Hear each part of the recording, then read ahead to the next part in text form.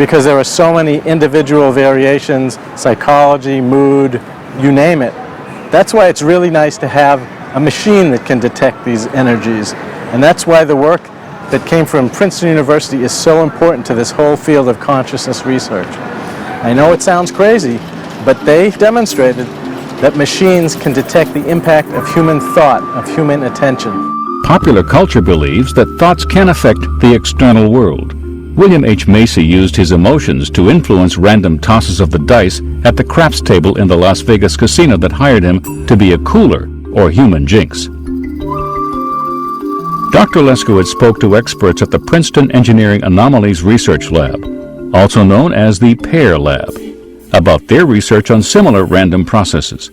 I came into it because I saw something strange happening on a student project, and I wanted to find out whether it was real or not.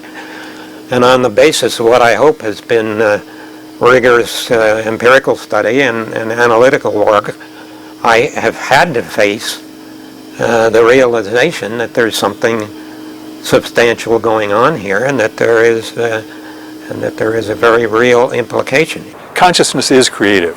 This is something that most people don't really properly understand, I believe, and it's an important addition to our, I guess, self-conception as human beings. Ultimately, we're able to show that when people do enter into a kind of coherent state, resonant with each other, there is an effect on our data, fairly regular and persistent, so that over time we're able to produce a highly significant database of that, as far as we know, might as well be described as looking at consciousness fields operating to change the behavior of these physical instruments. It's basically a statistical demonstration device. You see machines like this sometimes in science museums. They indicate how random processes produce a typical bell-shaped or Gaussian curve, and seeing if we can try to understand a little bit better this very mysterious interaction between the self and the world. In brief, these anomalies were defying any known physical theory. So if one person could mentally induce a tiny shift in the trajectory of these marble-sized balls, couldn't 35,000 people cause one baseball-sized object to move an inch or two? The fans believe it could. We are determinant of what happens in the world in a fashion that it's more than just reaching out with your hand and turning the key.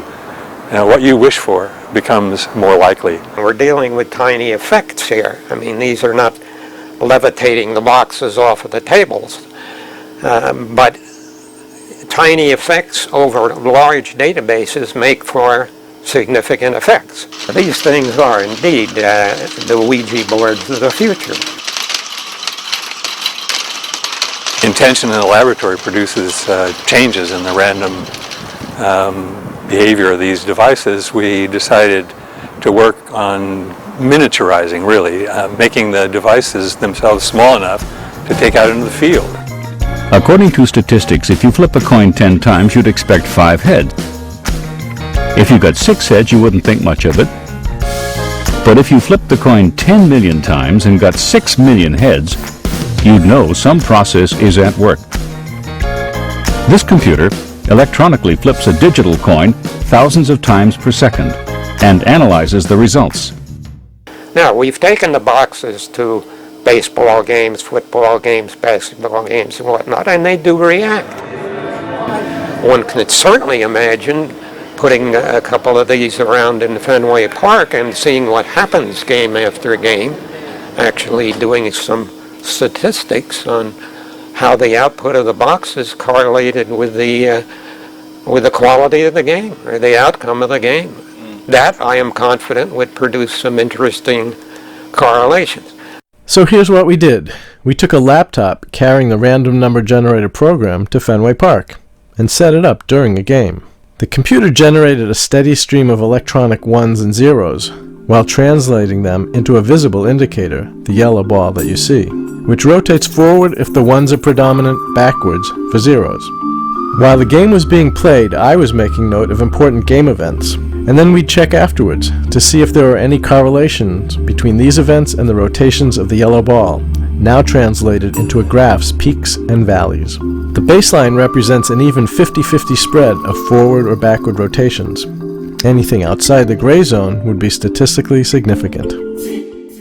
The results look random at first, but so many statistically significant spikes occurred in that 2-hour block that the odds were 100,000 to 1 that it just happened by chance.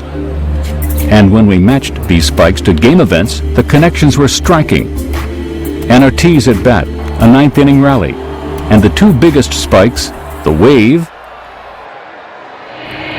and Sweet Caroline.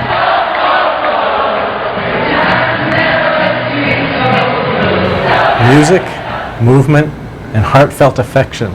Those are strong enough to affect the quantum level of reality. Maybe that's why places like this seem so alive. But is it the place or is it the people?